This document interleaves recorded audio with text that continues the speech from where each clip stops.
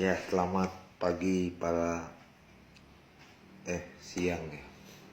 Selamat siang para sadulur, para sahabat. Mereka bertanya kepadamu tentang wudhu. Apa sih itu wudhu? Ya. Wudhu itu kan berasal dari kata bahasa Arab ya. Al-wudhu. Al-wudhu. Wudhu. Ya. Itu istilah dalam bahasa Arab. Kalau di Persia atau Turki itu artinya abdas.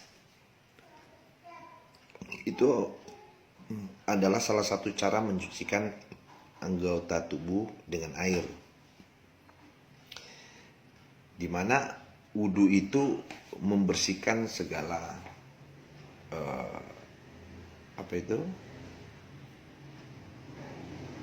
kotoran-kotoran yang ada di tubuh dalam rangka penyucian diri. Ya, penyucian diri diartikan penyucian anggota tubuh, gitu kan, sebelum melaksanakan sholat. Ada beberapa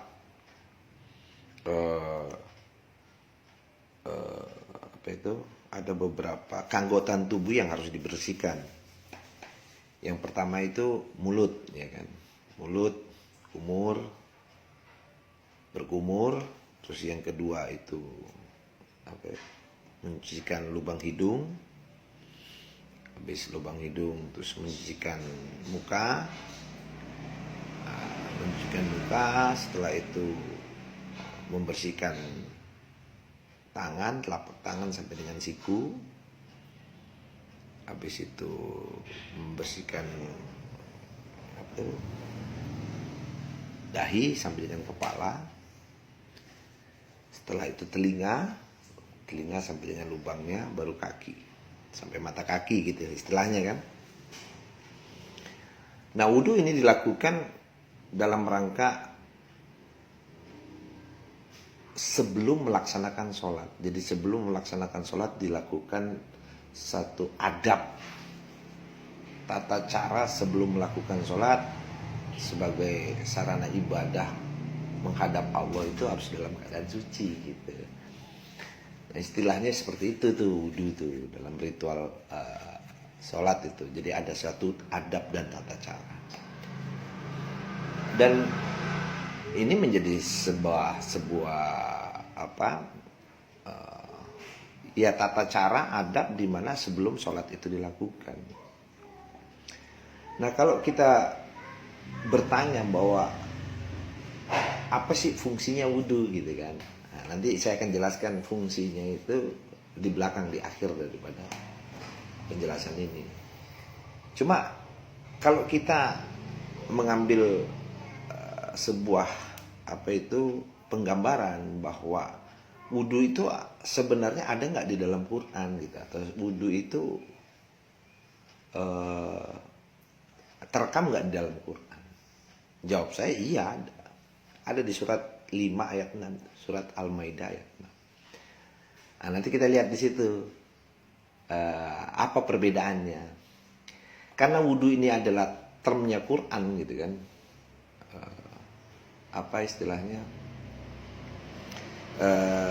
Bukan termnya Quran. Wudhu ini adalah, tadi kan sudah saya katakan bahwa wudhu itu adalah bahasa Arab, berasal dari kata bahasa Arab al-wudhu.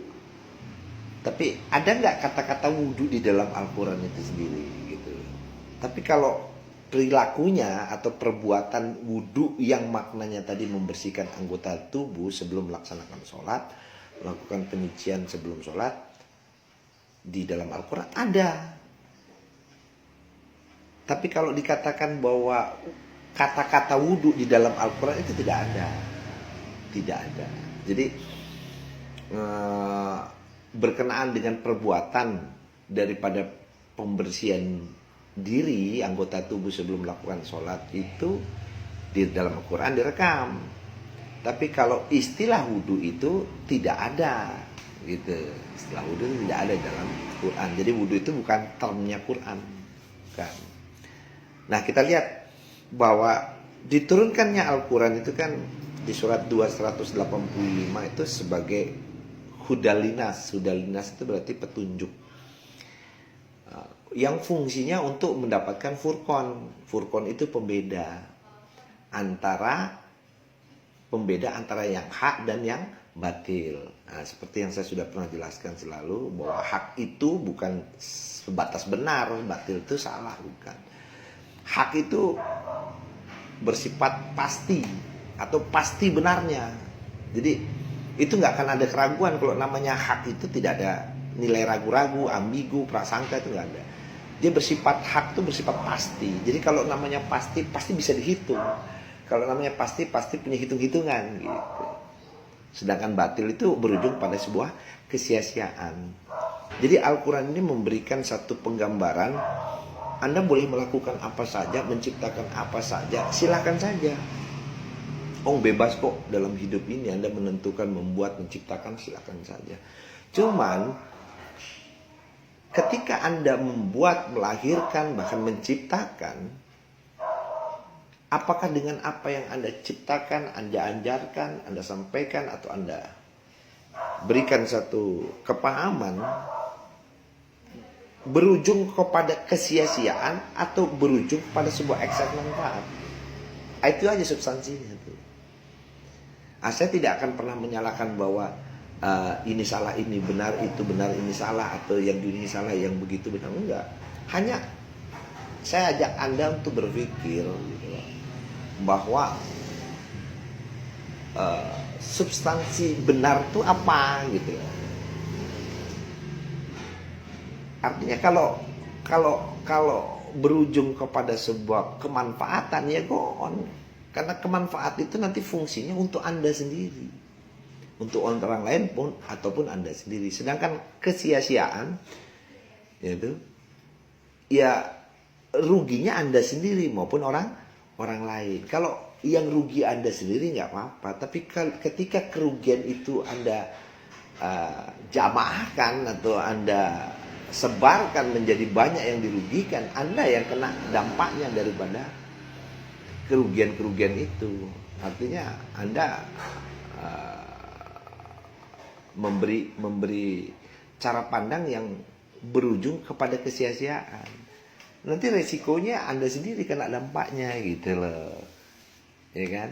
Kalau misalnya Anda memberikan satu ide gagasan yang dimana gagasan itu tidak melahirkan satu kepastian, akhirnya melahirkan satu kesia-siaan gitu kan? Karena dengan prasangkamu itu melahirkan suatu prasangka. Begitu. Ketika itu tidak pernah terjadi, itu akan menjadi satu dampak bagi Anda, dampak kerugian bagi Anda gitu. Karena Anda mengajarkan sesuatu yang berujung pada satu kesia-siaan, atau menciptakan sesuatu yang berujung pada kesia-siaan.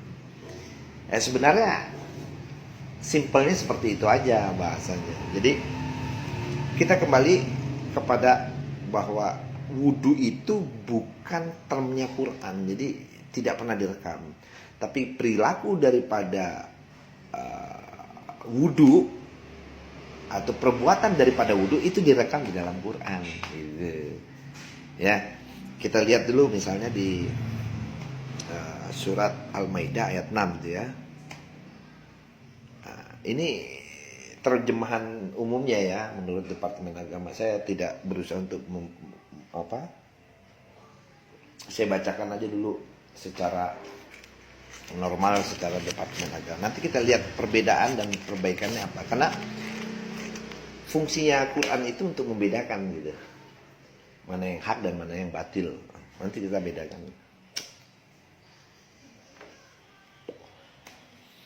Hai orang-orang yang beriman, apabila kamu hendak mengerjakan sholat, maka basuhlah mukamu dan tanganmu sampai dengan siku, dan sapulah kepalamu, dan basuhlah kakimu sampai dengan kedua mata kaki. Dan jika kamu junub, maka mandilah. Dan jika kamu sakit atau dalam perjalanan atau kembali dari tempat buang air, dalam kurung kakus ya, atau menyentuh perempuan, lalu kamu tidak memperoleh air, maka bertayamumlah dengan tanah yang bersih. Sapulah mukamu dan tanganmu dengan tanah itu. Allah tidak hendak menyulitkan kamu, tetapi Dia hendak membersihkan kamu dan menyempurnakan nikmatnya bagimu supaya kamu bersyukur. Nah, di sini sudah ada perbedaan secara perbuatan atau perilaku dalam melakukan ritual wudhu itu. Kalau di umum itu mengatakan wudhu itu ada berapa anggota itu ya, mulai mulut, hidung, muka, terus kepala, mulut, hidung, muka, tangan, kepala, telinga, sampai dengan kaki. Ada 7 anggota tubuh yang dibersihkan gitu.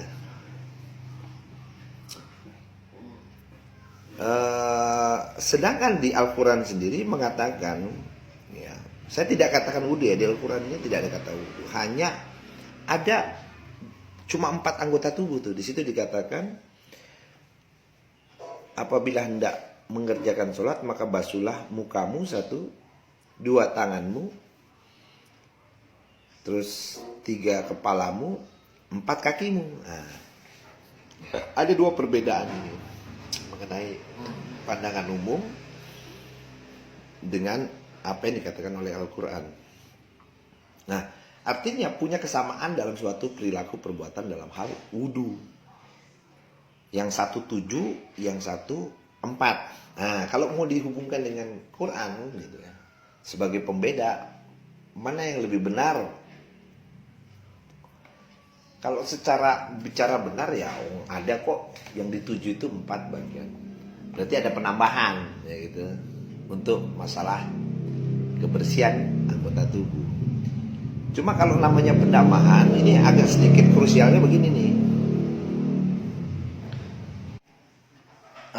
Kita coba hubungkan dengan Quran tadi untuk bisa melihat perbedaan antara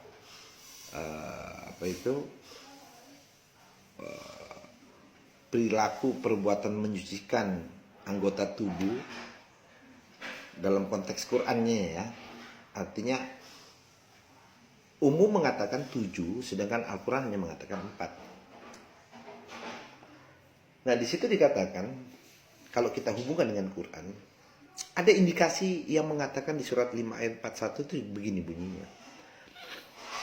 Hai Rasul, janganlah hendaknya kamu disedikan oleh orang-orang yang bersegera memperlihatkan kekafirannya, yaitu di antara orang-orang yang mengatakan dengan mulut mereka, kami telah beriman. Dan juga di antara orang-orang Yahudi itu amat suka mendengar berita-berita bohong dan amat suka mendengar perkataan-perkataan orang lain yang belum pernah datang kepadamu. Nah, mereka ini katanya, orang Yahudi itu suka merubah perkataan-perkataan Taurat atau hukumnya Allah atau kitabnya Allah dari tempat-tempatnya. Jadi karakternya Yahudi ini, ya, jadi karakternya Yahudi bukan agama Yahudi ya, karakter Yahudi. Karakter Yahudi itu bukan satu agama. Yahudi itu adalah sebuah karakter. Jadi perilaku atau perbuatan gitu. Karakternya tuh Yahudi. Yahudi itu penggabungan dari 2 suku kata, dari Ya dan Huda. Yahuda atau Yahudi gitu. Huda itu kan artinya petunjuk. Ya itu artinya hai gitu. Jadi Yahudi atau Yahuda itu sebenarnya orang yang mengetahui petunjuk. Jadi orang Yahudi itu karakternya, jadi bisa kepada siapa saja, bisa kepada agama siapa saja gitu. Mau Islam, Kristen, Hindu, Buddha, Konghucu, siapapun itu, tanpa pengecuali ya. Ketika dia merubah kitab-kitabnya mereka sendiri, karena mereka tahu itu disebut Yahudi. Dia merubah perkataan-perkataan dari kitab itu tuh, dirubah-rubah. Itu namanya Yahudi. Karakternya Yahudi, ya. Nanti kita lihat kategori Yahudi itu terpisah lagi nih, bahwa Yahudi itu suka merubah perkataan Tuhan, suka mengganti-ganti apa untuk kepentingan-kepentingan kelompoknya atau kepentingan pribadinya atau kepentingan dalam hal kekuasaan gitu loh. Ya, itu penggambaran. Nantilah kita jelaskan di dimensi yang berbeda. Nah, Yahudi itu, karakter Yahudi itu suka sekali ya merubah perkataan-perkataan kitab-kitabnya atau perkataan Tuhan atau perkataan hukum ketetapan itu dari tempat-tempatnya. Mereka mengatakan jika diberikan yang ini yang sudah dirubah-rubah oleh mereka kepada kamu, maka terimalah. Tuh, yang sudah dirubah sama dia ini yang harus diterima. Dan jika kamu diberi yang bukan, yang belum dirubah gitu, bukan ini atau belum dirubah, maka hati-hatilah. Nah, itu karakternya Yahudi. Jadi Yahudi itu jangan diartikan sebagai satu agama saja, walaupun nanti dari kelompok-kelompok personalitinya tadi, karakter-karakter itu berkumpul menjadi satu, menjadi suatu kelompok gitu loh. Ya kan? Jadi Yahudi di mana-mana, bisa di setiap agama, karena itu karakter, personality gitu loh. Karakter. Nah, sekarang kita lihat lagi kategori Yahudi itu di surat 5 ayat 13. Tetapi karena mereka melanggar janjinya, kami kutuk mereka dan kami jadikan hati mereka keras membatu. Mereka suka merubah perkataan Allah dari tempat-tempatnya. Tuh, mereka suka sekali merubah perkataan Allah atau Tuhannya atau kitab-kitabnya dari tempat-tempatnya. Nah, ciri kalau orang seperti ini ya, itu nanti dikutuk itu karena dia sering mengganti-ganti perintah yang tidak diperintahkan Tuhannya. Nah, kita lihat lagi misalnya dihubungkan dengan surat 2 ayat 59. Itu sama tuh. Orang zalim itu begitu kerjanya tuh. Jadi orang Yahudi itu kategori orang yang zalim. Lalu orang-orang zalim mengganti perintah dengan mengerjakan yang tidak diperintahkan kepada mereka. Sebab itu kami timpakan atas orang-orang zalim itu dari langit karena mereka berbuat fasik. Nah, jadi kita bisa simpulkan bahwa ada dua pengertian ritual wudhu yang diartikan yang satu menurut umum itu ada 7. Yang di Quran ada 4. Nah, kalau ditanya yang benar yang mana? Nah, saya tidak lagi coba membandingkan antara yang benar itu yang 7 apa yang 4. Anda bisa menyimpulkan sendiri. Tapi substansinya bukan pada ritual wudhunya, ritual perbuatan wudhunya. Nah, karena dari kata wudhu, al-wudhu itu berasal dari bahasa Arab, tapi bukan bahasanya Quran gitu. Walaupun Qurannya juga menggunakan bahasa Arab. Hanya kata wudhu itu tidak pernah direkam di dalam Quran. Kata wudhu itu tidak pernah direkam di dalam Quran. Nah, jadi pertama ada 2 perbedaan mengenai perbuatan ritual wudhu itu. Ada yang menurut umum 7, di Quran hanya 4. Terus itu yang pertama. Yang kedua, di situ dikatakan, hai orang-orang yang beriman, apabila hendak mengerjakan salat, maka basuhlah mukamu dan tanganmu sampai dengan siku, dan sapulah kepalamu, dan basuhi kakimu sampai 2 mata kaki. Ya kan? Sampai kedua mata kaki. Dan jika kamu junub, maka mandilah. Nah, ini ada kata junub di sini nih. Ada kata junub ya di sini. Nah, sekarang kita lihat, coba artikan dulu mengenai kata junub. Apa sih itu junub gitu kan? Apa sih itu yang dimaksud dengan junub? Nah, kata junub ini adalah termnya Quran ya. Kalau junub itu termnya Quran, kalau wudhu bukan termnya Quran. Jadi kalau junub kan karena sini tidak diartikan di sini di terjemahan sini tidak diartikan sebagai artinya tuh apa junub. Karena dia termnya Quran, seperti sholat itu termnya Quran. Maka yang bisa menjelaskan itu ya Quran sendiri. Kalau termnya Quran begitu, kayak sholat, saum itu termnya Quran. Jadi yang bisa menjelaskan bukan pengertian cara berpikir kita dengan dihubungkan dengan budaya atau kondisi tradisi atau apa itu pengertian-pengertian yang buat berdasarkan hasil kesepakatan, bukan. Tapi kalau namanya term Quran itu ya yang mampu menjelaskan itu Al-Quran sendiri. Maka kalau kata junub ini adalah termnya Quran. Nah, kalau kita mau lihat kata junub itu misalnya di surat ada dikatakan di surat 4 ayat 43 di situ. Nah, di situ dikatakan, wahai orang-orang yang beriman, janganlah kamu mendekati salat ketika dalam keadaan mabuk, ya, sampai kamu sadar apa yang kamu ucapkan. Nah, di sini juga pengertiannya bukan berarti orang sholat dalam keadaan mabuk gitu. Janganlah kamu sholat dalam keadaan mabuk. Emang ada orang mabuk sholat? Yang ada juga orang mabuk mau nggak berani sholat. Ah, gue lagi kotor nih, kan lagi kotor gitu. Cuma kok ada pengertian janganlah kamu mendekati sholat dalam keadaan mabuk. Nah, pengertiannya apa? Itu bawahnya. Sampai kamu sadar apa yang kamu ucapkan gitu loh. Artinya kalau kamu sholat tapi tidak ngerti apa yang kamu sedang ucapkan, bahasa yang kamu ucapkan itu tidak kamu pahami maksudnya, jangan kamu sholat gitu loh. Itu namanya seperti orang mabuk gitu. Ya kan? Kamu baca seperti membaca tapi kamu tidak ngerti dengan artinya. Sama kayak burung beo itu loh, kalau kita ngomong assalamualaikum, assalamualaikum, dia ngikut assalamualaikum, assalamualaikum gitu. Tapi dia nggak ngerti esensinya apa yang dia ucapkan, itu hanya meniru. Sama halnya ketika Anda melakukan sholat, tapi Anda tidak mengerti apa yang Anda ucapkan atau Anda baca, itu seperti orang mabuk gitu. Dan janganlah kamu hampiri masjid, kamu dalam keadaan junub, kecuali sekedar melewati jalan saja. Artinya junub ini hubung kaitnya dengan sesuatu hal yang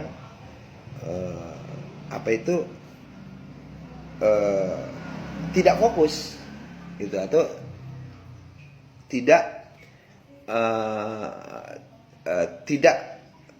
sadar ya, tidak dalam keadaan sadar itu menjalankan sesuatu atau sesuatu yang lagi dia perbuat, itu dia tidak fokus gitu. Atau bahasanya begini deh, jangan kamu belajar kalau kamu lagi tidak fokus gitu. Atau kamu jangan mengerjakan sesuatu kalau lagi tidak fokus. Kenapa? Nanti berujung pada kesia-siaan. Karena hasilnya tidak akan pernah maksimal. Kamu gak akan pernah bisa berpikir jernih gitu, karena kamu tidak fokus gitu loh. Jadi ada hubung kaitnya dengan junub ini, ada hubung kaitnya dengan ketidaksadaran atau ketidaksinkronan atau tidak fokus dalam mengerjakan sesuatu. Ya, itu junub. Kalau kita mau lihat lagi secara artinya, kalau secara artinya apa itu junub? Itu bisa dilihat di surat 28 ayat 11. Ya, 28 ayat 11 itu dikatakan wa qalat li'u tihi apa nih? Kusihi qausihi fabasurut bihi an junubin. Ada kata junub di situ tuh. Nah, diartikan di situ apa tuh? Dan dia ibu Musa berkata kepada saudara perempuan Musa, ikutilah dia si Musa itu. Maka kelihatan olehnya Musa dari jauh, sedang mereka tidak menyadarinya. Jadi kata junub itu artinya jauh. Nah, junub itu artinya sebenarnya secara esensi artinya jauh. Jadi kalau Anda mengerjakan sesuatu tapi Anda pikirannya tidak fokus, itu artinya lagi menerawang jauh, lagi kemana-mana pikiranmu gitu. Ya. Jadi kita kembalikan ke surat 5 ayat 6 tadi, bahwa junub itu artinya jauh. Jadi dikatakan maka mandilah. Ya, nanti kita hubung kaitkan semua nih. Dan jika kamu junub, jika kamu pikiranmu lagi menerawang atau lagi tidak fokus atau lagi tidak dalam keadaan kesadaran yang utuh gitu. Di sini diartikan lanjutannya maka mandilah gitu. Nanti kita perbaiki. Maka mandilah. Dan jika kamu sakit atau dalam perjalanan atau kembali dari tempat buang air kakus atau menyentuh perempuan lalu kamu tidak memperoleh air, maka bertayamumlah. Nah, ini ada lagi kata baru, bertayamumlah dengan tanah yang baik. Nah, sekarang kita lihat apa itu yang dimaksud dengan bertayamum gitu. Apa yang dimaksud dengan bertayamum? Tayamum ya.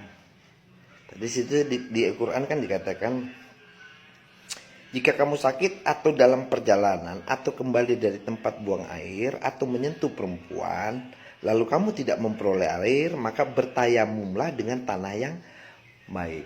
Kalau kita ngelihat di sini ada satu pengertiannya bahwa tayamum itu adalah pengganti gitu kan. Pengganti atau sebuah pilihan. Ketika kamu tidak punya air, maka pilihannya kamu bisa mengganti dengan debu atau tanah gitu kan.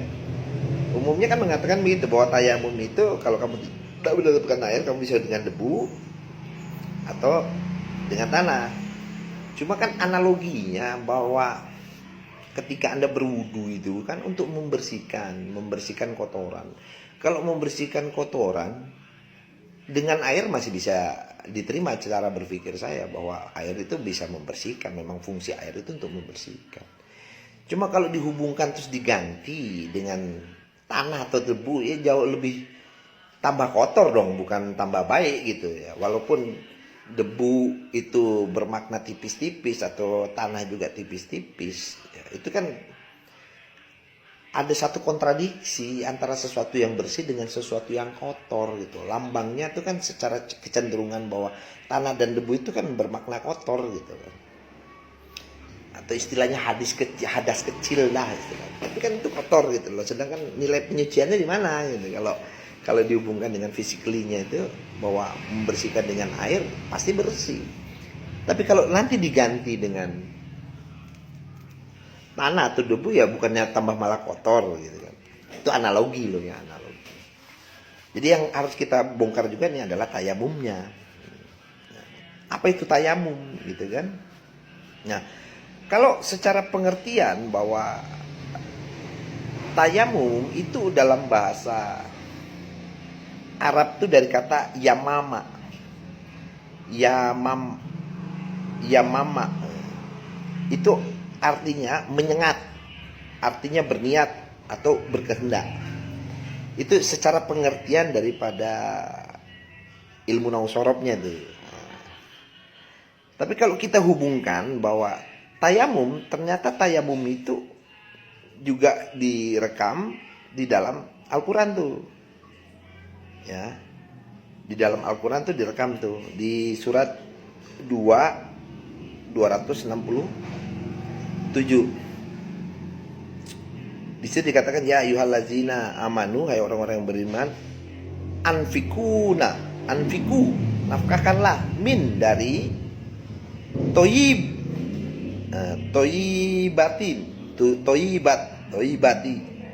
yang baik-baik, apa yang kasabatum kamu usahakan, wa mimma dan dari apa yang akhrojana yang kamu keluarkan, lakum bagi kalian, min minal ardi, apa yang dikeluarkan dari bumi, wala dan janganlah tayammamu, tayamum dari kata tayammamu, jadi yamama itu dari kata yamama. Di situ diartikan memilih.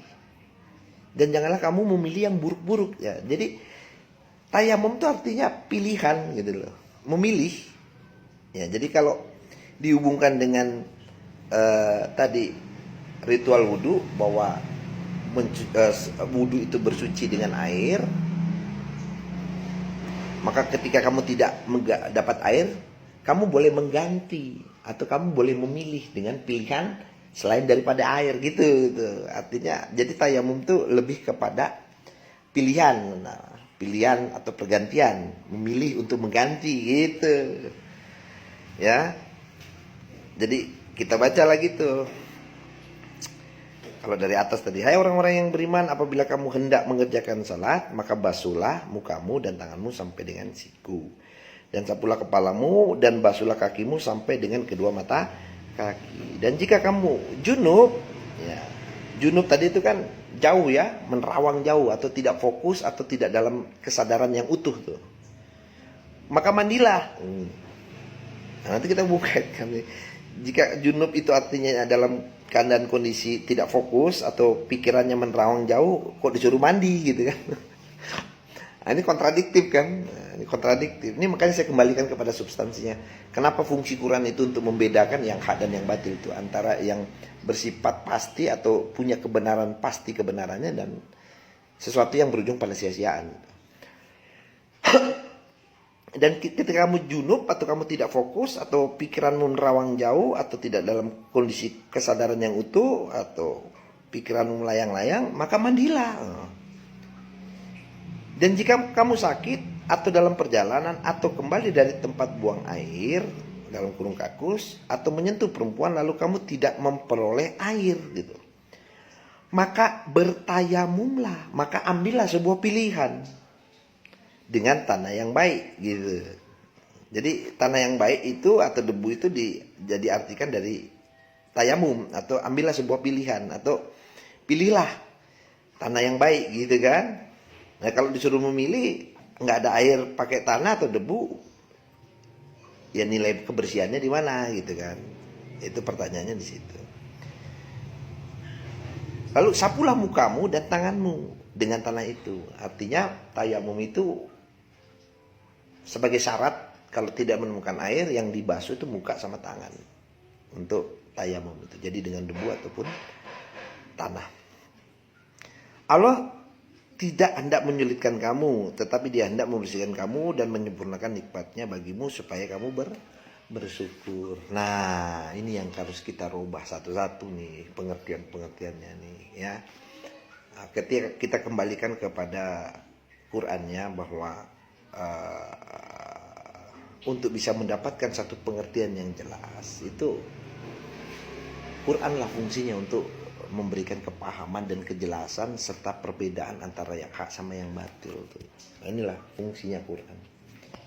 Nah, yang saya mau koreksi hari ini adalah bukan pada perbedaan mana yang benar antara 4 perbuatan ritual sholat, ya, 4 anggota tubuh yang harus dibersihkan atau yang 7. Buat saya bukan itu substansinya. Mengenai perbedaan benar dan salahnya, bukan itu. Tadi saya sudah jelaskan kan, yang kalau di Quran 4, yang di umum 7, Anda mau menggunakan mana? Ya silakan aja. Kalau ada pengertian bahwa Anda mengambil pilihan Quran sebagai standarisasi kebenaran, ya gunakanlah Quran. Tapi kalau Anda ingin menggunakan yang umum, ya silakan aja. Dan saya tidak akan menyalahkan dari kedua perbedaan itu, tapi lebih kepada substansinya apa gitu kan. Nah, kita kembali kepada surat 5 ayat 6. Ini ada yang menarik dari kata kumtum dulu. Kita lihat di sini ya. Ya ayyuhallazina amanu idza kumtum. Ya ayyuhallazina amanu, hai orang-orang yang beriman, idza kumtum ila sholati. Nah, idza kuntum ila sholati. Yang menarik ini kata kumtum gitu kan. Di kata kumtum itu kumtum tuh artinya asal katanya itu dari kata kowama atau bacanya koma gitu. Sama dengan akimu, yakumu, akim, kowama, koma, artinya mendirikan atau menegakkan. Jadi kuntum Itu artinya mendirikan atau menegakkan. Sama dengan akimu. Akimu sholat, mendirikan, menegakkan sholat. Sama itu artinya. Nah perbedaannya apa antara akimu sholat dengan kumtum sholat? Nah, akimu sholat sama iza kumtum sholati. Nah, apa perbedaannya tuh? Kalau akimu sholat, itu kata kerja bentuk sedang akan terjadi. Atau bahasa Arabnya disebut fi'il mudhari. Akimu sholat. Atau bisa dikatakan sebagai fi'il amri. Kata kerja perintah. Dan tegakkanlah sholat. Dan dirikanlah sholat. Itu fi'il amri itu. Perintah. Tapi bisa juga maknanya tuh kalau dihubungkan dengan kata lain, ada dihubungkan dengan objek lain, misalnya akimu sholat itu menjadi kata fi'il mudhari atau kata kerja sedang akan terjadi, sedang dalam pelaksanaan atau hendak dilaksanakan, itu mau dilaksanakan. Nah pertanyaannya, kumtum itu kata kerja apa gitu. Kalau tadi akimu sholat itu kata kerja bentuk sedang akan terjadi atau fi'il mudhari. Tapi kalau kumtum, ya, kumtum itu dia bentuknya pasif gitu. Tapi kata kerjanya sudah lampau. Atau bisa dikatakan kata kerja bentuk lampau. Tapi pasif nih, tidak aktif gitu loh. Jadi tidak ada satu perbuatan aktif itu. Kalau pasif itu dia diam gitu. Jadi tidak ada satu aktivitas. Nah, pasif tuh. Jadi idza kumtum sholati artinya itu dia bentuknya kata kerja fi'il mahdi. Nah, fi'il mahdi itu artinya kata kerja bentuk lampau. Ya, berarti telah terjadi gitu. Dan dia pasif tuh, sudah terjadi gitu. Jadi kalau kita mau terjemahkan, perbaiki terjemahannya. Di situ harusnya wahai orang-orang yang beriman, apabila ya ayyuhallazina amanu iza kumtum li sholati.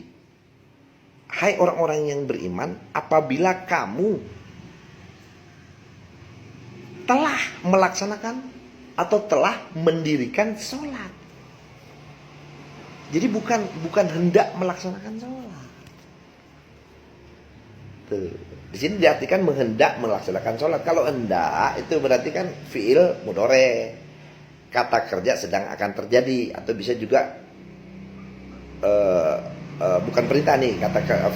Kalau fi'il amri itu akimu sholat. Itu fi'il amri itu kata kerja perintah. Kalau kata kerja sedang akan terjadi itu namanya fi'il mudhari. Apabila kamu hendak melaksanakan itu fi'il mudhari. Tapi iza kumtum, nah ini bukan akimu ya, iza kumtum, walaupun akar katanya sama, kowama, itu mendirikan juga. Apabila kamu telah mendirikan sholat, tuh. Apabila kamu telah mendirikan sholat, maka basuhlah wajahmu. Nah ini perbedaannya nih. Kalau dalam keumuman itu, Anda sebelum mengerjakan sholat, Anda melakukan yang namanya ritual wudhu. Ya kan? Bersuci dulu. Baru melaksanakan sholat. Ritual sholat. Tapi kalau Al-Quran berbeda. Dia mengatakan, di situ kumtum itu, idza kumtum itu telah dilakukan. Berarti orang-orang beriman diberitahu bahwa apabila kamu telah melaksanakan sholat, sudah selesai sholat, maka basuhlah wajahmu. Gitu loh, basuhlah wajahmu. Basuhlah wajahmu dan tanganmu sampai dengan siku. Dan sapulah kepalamu dan basuhlah kedua kakimu sampai dengan mata kaki. Nah artinya bahwa apakah perintah untuk basuhlah wajahmu itu bermakna wajah fisik atau dalam bahasa perumpamaan gitu kan. Wajah fisik atau perumpamaan. Nah, kembali lagi untuk bisa memahami ini kita harus menggunakan pendekatan Quran lagi. Untuk bisa memahami ini kita menggunakan penjelasan Al-Quran lagi. Karena tadi kita sudah mengatakan bahwa di surat 185 bahwa Al-Quran itu adalah petunjuk ke manusia.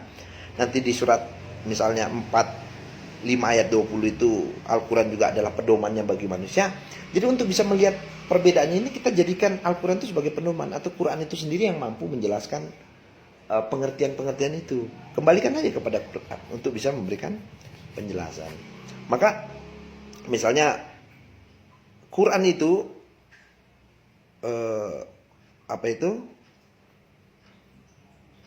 dia untuk bisa memahami itu menggunakan pendekatan dengan bahasa perumpamaan. Misalnya di surat 1854 Al-Quran itu sebagai perumpamaan, dan tidak ada yang memahami dan kebanyakan manusia itu sukanya membantah. Itu di 1854. Jadi Al-Quran itu menggunakan bahasa perumpamaan, atau kita pakai di surat 2943 aja, surat Al-Ankabut ya ayat 43 itu. Al-Quran itu menggunakan bahasa perumpamaan, dan perumpamaan itu hanya bisa dipahami untuk orang-orang yang berilmu. Itu Quran. Berarti kita dapat sebuah informasi bahwa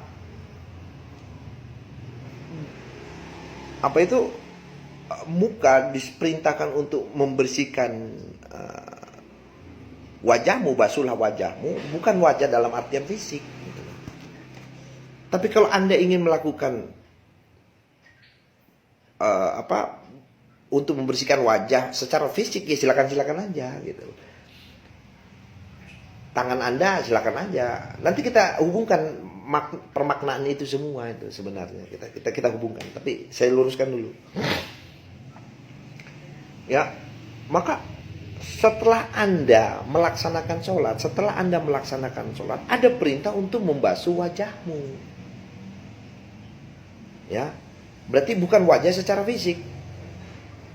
Nah, artinya secara cara pandangmu sudah harusnya berubah tuh. Tentang apa sih? Ya tentang sesuatu yang kamu belum ketahui, sekarang kamu sudah tahu. Gitu loh. Ya. Pengetahuan yang hari ini kamu tadinya tidak tahu, tidak pahami, tidak mengerti, terus kamu sekarang tahu. Nah, rubah tuh. Kan poinnya tuh Anda mengerjakan sholat dulu, baru Anda basuhlah mukamu, bukan balura wudu ya, karena wudu bukan termnya Quran. Ya, jadi basuhlah mukamu, berarti basuhlah cara pandangmu. Terus dan tanganmu sampai dengan siku. Artinya bahwa tangan itu simbol daripada sebuah perbuatan. Kalau perbuatan berarti rubah perbuatanmu tadi dulu yang suka nempelengin istrimu, tanganmu dulu untuk nonjokin orang, tanganmu untuk mencelakakan orang, atau berbuat kejahilan, atau berbuat sesuatu yang merugikan orang lain, kamu rubah tuh. Kamu rubah, gitu kan? Sampai kepalamu. Kamu rubah cara berpikirmu. Cara berpikirmu yang tidak berujung pada satu manfaat, atau cara berpikirmu yang berujung pada kesia-siaan, cara berpikirmu yang selalu menimbulkan sebuah prasangka. Itulah. Prasangka itu tidak punya satu esensi dari sebuah kebenaran, karena prasangka itu masih bersifat kemungkinan atau possibility. Prasangka itu artinya, kalau namanya prasangka itu ya sah-sah aja menurut saya. Prasangka itu cuma sesuatu, prasangka kan tidak mungkin terjadi. Kalau tidak terjadi, ya ngapain gitu loh, ya kan? Artinya kalau namanya prasangka itu tidak sama dengan kepastian. Kalau kepastian berarti dulunya ada, sekarang ada, maka yang akan datang akan ada. Bagaimana kita mengetahui yang akan datang? Ya belajar yang sebelumnya. Atau bagaimana caranya kita tahu masa depan? Ya caranya belajar sejarah. Karena circle of life, kehidupan ini berputar gitu loh. Artinya bisa dipelajari semua. Sesuatu yang ke depan itu untuk bisa mengetahui prediksi ke depan itu akan bagaimana ya, supaya tidak menimbulkan suatu prasangka, pelajari dulunya. Karena dulu sudah pernah ada. Cuma gaya, rule dan berbeda, modelnya yang berbeda. Dulu sudah pernah ada, yang akan datang akan ada gitu. Gitu. Jadi kalau Anda bisa lihat bahwa satu ajaran yang menimbulkan suatu prasangka itu tidak punya nilai kebenaran, tidak punya nilai kemanfaatan, hanya berujung pada sebuah kesia-siaan. Nah, cara berpikir Anda pun juga begitu. Kalau seandainya cara berpikir Anda masih bersifat prasangka, praduga, oh mungkin begini kali, mungkin begitu kali, itu masih prasangka. Itu tidak bisa dijadikan dasar ukuran kebenaran untuk bisa dijadikan kesimpulan atau sebuah kesepakatan. Orang prasangka kok belum punya nilai kebenarannya, atau belum punya nilai kepastian. Nah, maka sapulah kepalamu. Nah, di sini kan kata sapulah kepalamu. Lucu kalau sapulah kepalamu kan beda dengan usap. Kalau namanya nyapu ya pakai kepala disapu-sapu. Ya kan? Kalau usaplah kepalamu benar.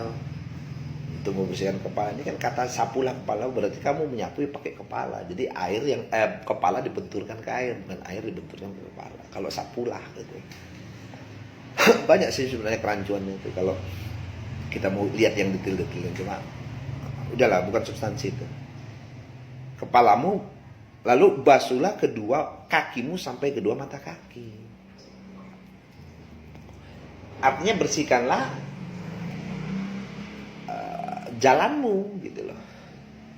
Artinya jalan itu kan simbol daripada kemana sih kamu melangkah itu. Yang kamu lakukan, langkah-langkahmu itu berujung kepada sebuah manfaatan atau kemudorotan, sebuah kesia-siaan atau berujung pada suatu kemanfaatan. Ya kalau berujung pada hal-hal yang suatu perbaikan, ya itulah yang berujung pada manfaat. Karena sudah dibersihkan kakinya nih, dengan sholat tadi sudah dibersihkan.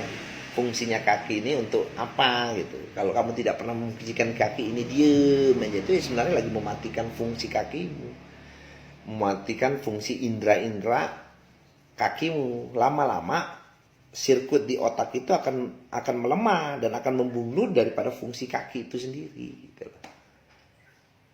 Ya, karena kamu tidak berusaha untuk memfungsikan kaki selayaknya bagaimana kaki itu hidup gitu. Kan hidup bergerak, berotasi, berputar, tumbuh.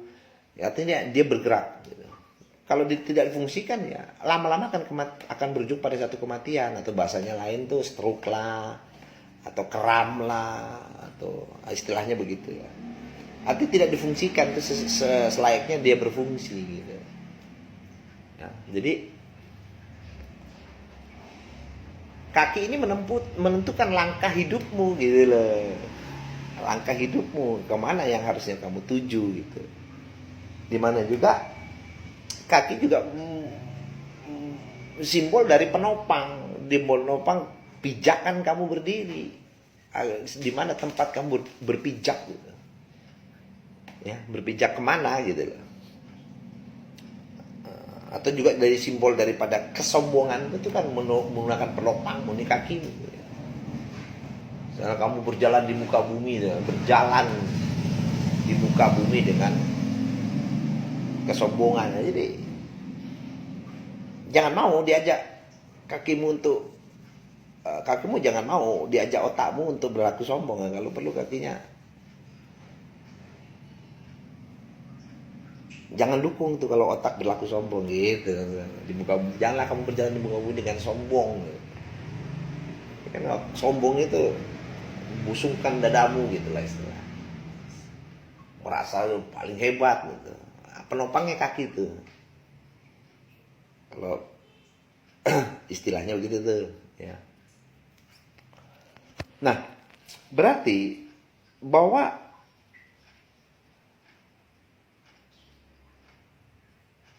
apa itu wudhu yang dimaksud di Quran ini ya, atau istilah perbuatan wudhu ini, perilaku wudhu ini dilakukan sesudah sholat, bukan dilakukan sebelum sholat.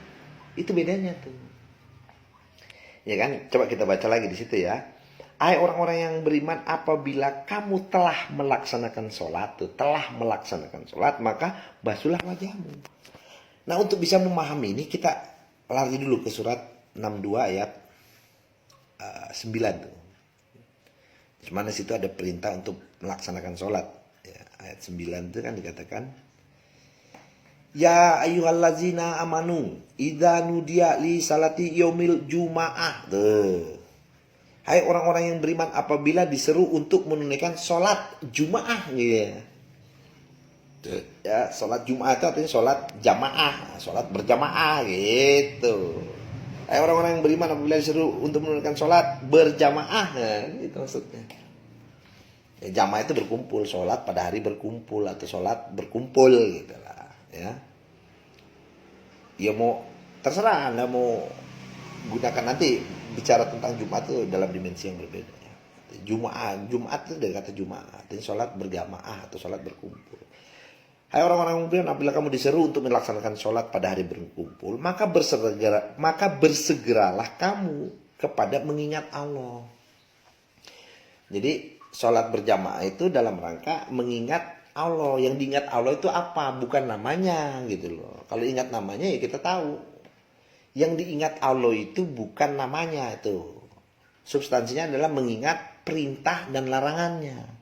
Artinya sholat itu, ya ketika dalam khotbah itu, seorang khotib itu sedang menjelaskan tentang perintah dan larangannya Allah. Perintahnya apa, larangannya apa, gitu. Itu maknanya tuh. Jadi ketika diserukan untuk sholat berkumpul, sang khotib sedang membicarakan tentang bentuk pelarangan dan perintahnya tuh, ya kan? Tentang perintah dan larangannya yang mau dijelaskan. Kalau di zamannya Nabi itu, ya Nabi menjelaskan tentang ini loh perintahnya Allah, ini larangannya Allah. Nah itu yang namanya mengingat Allah itu. Jadi mengingat Allah bukan namanya. Jadi kalau kita ingat namanya Allah, terus kita ingat-ingat terus, tapi kita nggak pernah tahu perintah dan larangan, apa bisa kita dikatakan menyembah atau mengabdi kepada Allah? Nggak bisa. Kita cuma ingat-ingat namanya. Saya ingat si Devi yang cantik, saya ingat terus namanya, tapi saya tidak pernah melakukan perbuatan yang menyenangkan hatinya si Devi gitu. Ya kan, Devi tuh maunya begini, dia nggak sukanya begini. Devi sukanya dikasih bunga, dia nggak suka dikasih uang. Nah, perempuan nggak suka dikasih uang, bohong banget ya. Ya istilahnya begitu dah. Dia nggak suka dikasih uang, dia sukanya bunga. Kalau kamu nggak tahu kesukaan dan ketidaksukaannya si Devi, bagaimana Devi mau suka sama kamu? Itu analoginya begitu. Cuma gue nyebut namanya si Devi, oh kamu indahnya, ngomong doang lu. Devi, engkau bagikan permata bagiku, ngomong doang lu. Ya ngomong, omdo itu. Karena percuma saya ngomong, tapi saya tidak pernah memberikan kesukaannya dia. Apa itu kesukaannya? Yaitu bunga. Nah, yang dia nggak suka uang. Lu kasih uang pasti marah Devi itu. Nah, gue mau tuh kalau ada cewek yang dikasih uang nggak mau, dia nolak. Enggak, saya sukanya bunga. Pas ditanya bunga apa? Bunga bank. Wah lebih gede. Nah gitu ya. Kita kembali lagi di surat 62 ayat 9. Ya ayyuhallazina amanu idza nudiya li salati yaumil jumu'ah li salati yaumil jumu'ah. Ya orang-orang yang beriman, apabila diseru menunaikan salat Jumat, maka bersegeralah kamu kepada mengingat Allah, mengingat perintah dan larangannya. Dan tinggalkanlah jual beli. Yang demikian itu lebih baik bagimu jika kamu mengetahui. Nah, artinya waktu sholat berjamaah itu atau sholat berkumpul itu sedang diberitahu tentang ini loh perintahnya, ini loh larangannya. Perintahnya lo lakukan, larangannya lo tinggalkan. Ya kan? Nah, pada selesai kamu melaksanakan sholat gitu kan, setelah kamu mengetahui ini perintahnya, ini larangannya, maka kamu setelah selesai melaksanakan sholat, ya, setelah khotib membacakan ayat-ayat larangan dan ayat-ayat perintah, atau Nabi mengajarkan perintah, ayat-ayat perintah dan larangannya, ayat sesudahnya tuh 69 ayat 10, 62 ayat 10, apabila telah ditunaikan sholat, maka bertebaranlah kamu di muka bumi dan carilah karunia Allah, dan ingatlah Allah sebanyak-banyaknya agar kamu beruntung. Tuh, setelah melaksanakan sholat baru kamu rubah tadi tuh 5 ayat 6, rubahlah cara pandangmu, rubahlah perbuatan tanganmu, rubahlah cara berpikir kamu, rubahlah langkah dalam berjalan di kehidupanmu. Nah, itu substansinya tuh. Tuh hubung kaitnya dengan itu. Ah, begitu. Terus lalu bagaimana dengan kata apa itu? Dan selanjutnya itu sampai kedua mata kakimu. Dan jika kamu junub, nah jika kamu junub, tadi apa itu junub tuh? Junub itu jauh. Gitu. Ah, jadi waktu kamu setelah melaksanakan sholat, terus kamu mau basuh muka, tangan, kepala sampai dengan apa itu? Mata kakimu. Jika kamu junub, kalau kamu lagi tidak konsentrasi atau kurang kesadaranmu, atau kamu lagi dalam keadaan tidak fokus, gitu kan? Maka apa itu? Mandilah kamu. Gitu. Gimana caranya itu? Orang lagi nggak konsentrasi, nggak fokus, atau lagi pikirannya kemana-mana, lagi terawang, ya. Lagi ngawang-ngawang banyak masalah, disuruh mandi, ya. Gimana caranya? Ya. Kita lihat kembali kan ke asal katanya. Kuntum junubun, jika kamu junub, jika kamu tadi tidak fokus atau pikiranmu lagi jauh, ya kan? Tadi kita sudah lihat jauh tadi kan di suratnya tuh jelaskan. Lagi pikiranmu kemana-mana, maka fatoharu, bersucilah kamu, bukan mandilah kamu. Gitu. Walaupun mandi juga membersihkan, gitu kan. Bersucilah kamu, bersihkan dirimu, gitu loh. Bersihkan dirimu dari pikiran-pikiranmu yang menerawang kemana-mana itu. Ya, karena pikiran kemana-mana kan bercabang-cabang tuh. Bercabang-cabang, pikirannya kemana-mana tuh, kacau tuh. Suruh bersuci dulu pikirannya. Suruh tenangkan dulu pikiran gitu. Ya. Makanya banyak kan ada orang yang lagi mengerjakan sholat tuh pada hari Jumat gitu. Terus dia tidak bisa hadir dalam pelaksanaan hari Jumat karena pikirannya masih kacau tuh. Nggak apa-apa, dia suruh bersuci dulu, bersihkan dirinya dulu, bersihkan dirinya. Makanya ketika dia tidak melakukan sholat Jumat itu karena masih kacau, biarkan dulu dia bersuci dulu sampai nanti pikirannya tenang lagi, ini lagi baru dia boleh melakukan sholat kembali. Maksudnya sholat pada hari berkumpul gitu. Kalau dia ada gangguan dalam cara berpikirnya atau kepalanya lagi tidak konsentrasi atau menerawang jauh, maka bersucilah kamu. Dan jika kalian dan jika kalian marodo, lagi sakit atau lemah, sakit itu kan lemah, tidak bisa berpikir benar gitu karena sedang junub, atau dalam perjalanan, ala safar itu perjalanan,